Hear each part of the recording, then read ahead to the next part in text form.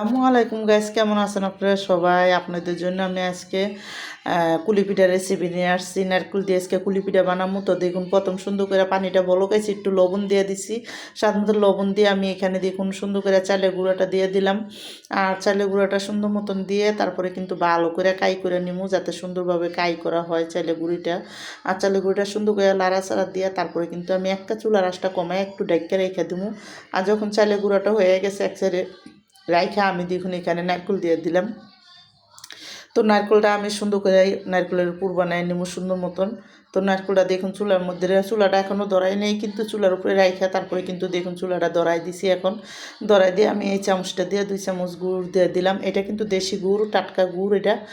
আর এটা যশোরের গুড়। তো দেখুন এখন সুন্দর করে কিন্তু গুড়টা দিয়ে ভালো মতন আমি এখন এই নারকেলটা ভালো করে কাই করে নেব। তো নারকেলটা সুন্দর মতন লাড়াচাড়া দিয়ে একবারে সুন্দর মতন নারকেলের পানিটা আর গুড়টা আঠা আঠা হওয়া পর্যন্ত ভালো করে নারকেলের পুরটা বানাই নেব। তো ভালো করে লাড়াচাড়া দিয়ে দেখুন আমার নারকেলের পুরটা কিন্তু সুন্দর হয়ে গেছে। আর আমি কিন্তু নারকেলের পুরে কোনো এলাচি দারচিনি এগুলি দিই না, কারণ খায় না। যার যার পছন্দ আপনারা দিতে পারেন।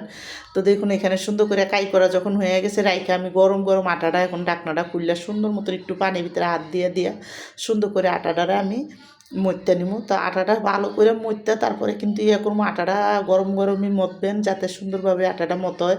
আর দেখুন আমার আটাটা কিন্তু অনেক সফট হয়েছে। আর হওয়ার পরে আমি একটা বড় দেখে একটা নিছি, নিয়ে সুন্দর করে একটা পাতলা, বেশি মোটাও না বেশি চিকুনও না, পাতলা একটা রুটির মতন বড় করে তৈরি করে নিছি। আর তৈরি করে আমি একটা ডিব্বার মুখা দিয়ে সুন্দর করে এইভাবে কাটটা নেব। তো আমার এই কুলি পিঠার রেসিপিটা যাদের পছন্দ তারা লাইক সাবস্ক্রাইব দিন, প্লিজ আমার ভিডিওটা বেশি বেশি শেয়ার করে দিন আর সাবস্ক্রাইব করে দিন।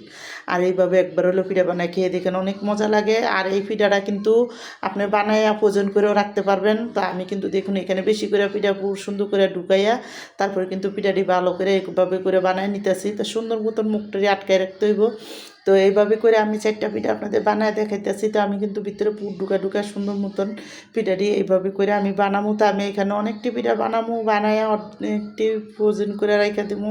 তো দেখুন এইভাবে করে কিন্তু পিঠা বানায় রেখে দিলে একটা মেহমান আসলে লগে লগে কিন্তু বার করে দেওয়া যায়। দেখুন আমার পিঠাটি কিন্তু সব হয়ে গেছে। আর আপনাদের কয়টা বাজ্য আমি দেখাইতেছি। তো দেখুন এখানে খোলার মধ্যে সুন্দর করে তেলটা যখন ভালো করে গরম হইব তখন পিঠাটা দিয়া আর মিডিয়াম আছে তারপরে কিন্তু পিঠাটা ভাজতে হইব, তাহলে মশমশা একটা সুন্দর মতন মশমশা থাকবো পিঠাটা। তো আমি দেখুন সুন্দর মতন একটা চুলার আঁচটা কমাইয়া ভালো করে 4টা রুটি দিয়ে দিলাম, দিয়ে কিন্তু ভালো করে লাল লাল হওয়া পর্যন্ত ভালো করে মশমশা করে ভাজা নিব।